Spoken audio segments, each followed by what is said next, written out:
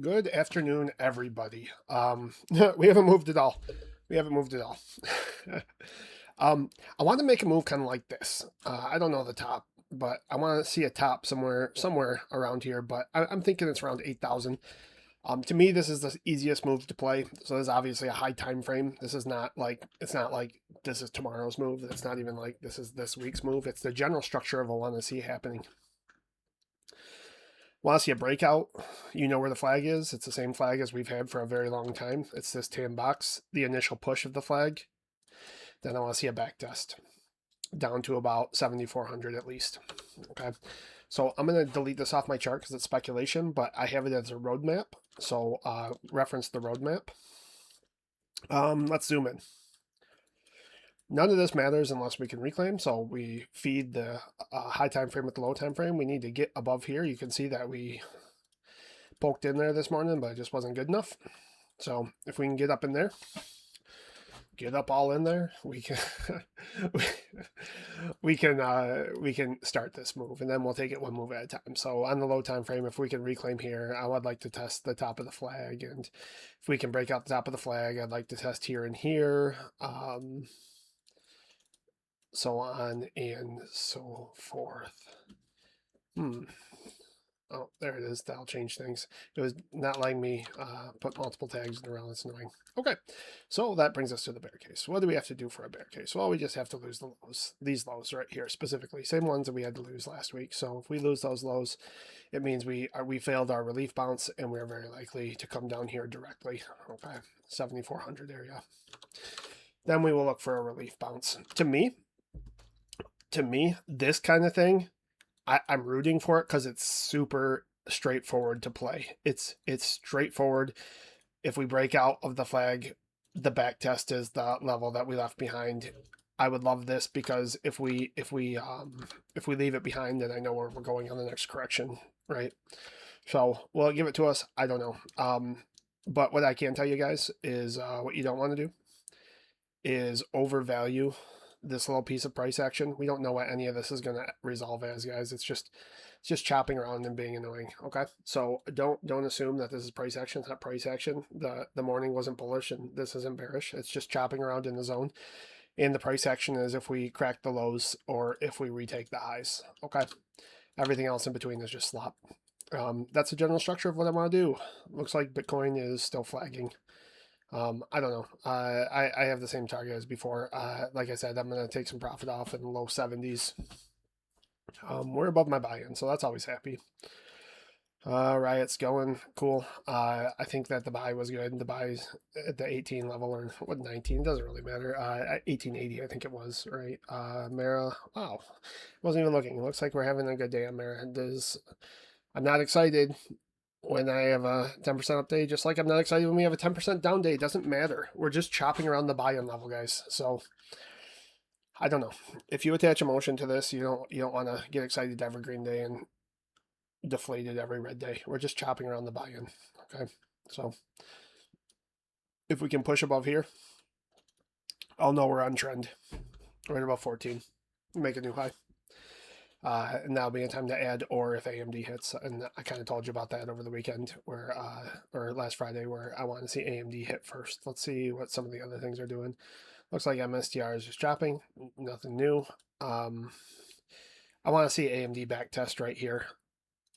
That's where I had it as a trim in the newsletter title the other week. I want to see it back test the breakdown, and then I want to.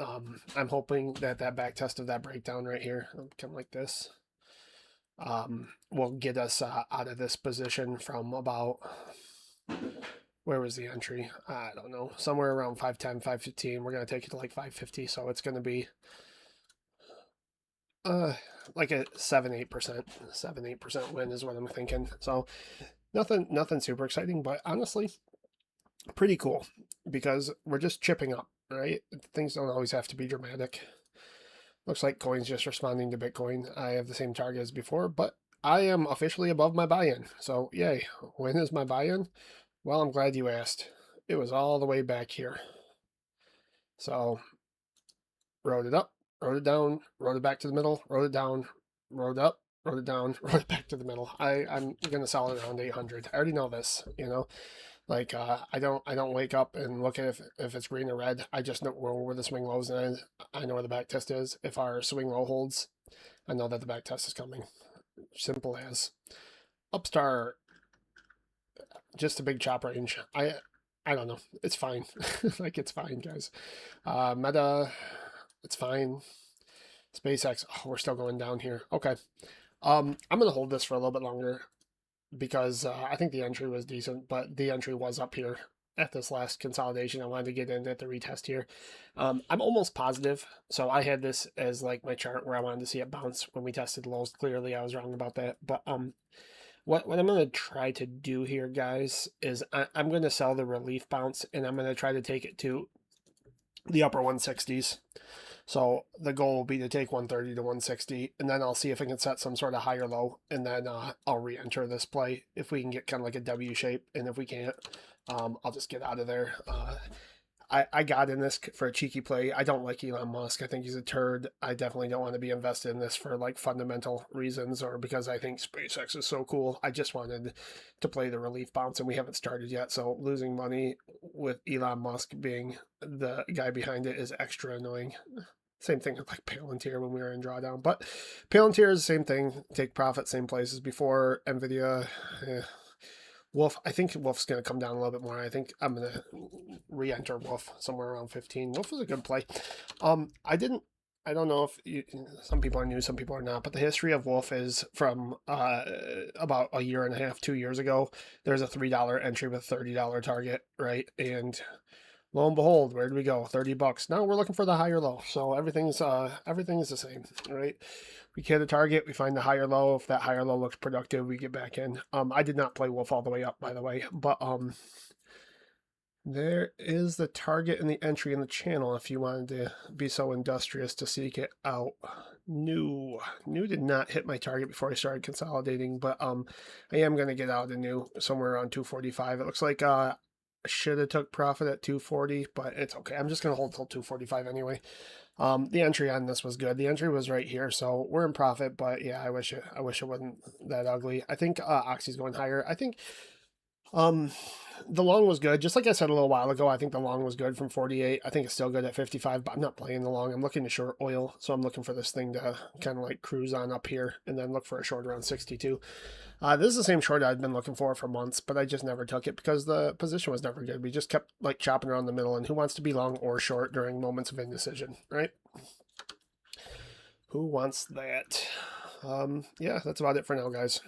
Hopefully we can kind of send some of these plays to fruition. Remember to trim. Remember to trim when it's time. Okay, don't just let it hang out there. Don't complain if things aren't going as fast as you want. Just when you get those profits, take them.